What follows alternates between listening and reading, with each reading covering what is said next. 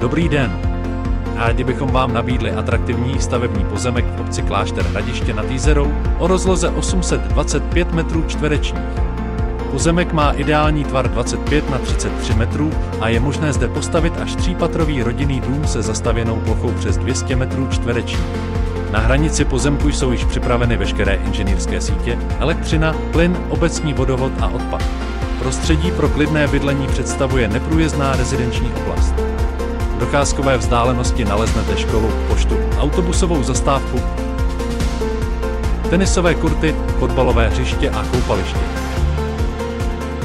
Zbytek veškeré občanské vybavenosti naleznete v Mnichovo Hradišti, které je vzdálené 3 km. Zavolejte nám a podrobnosti probereme osobně.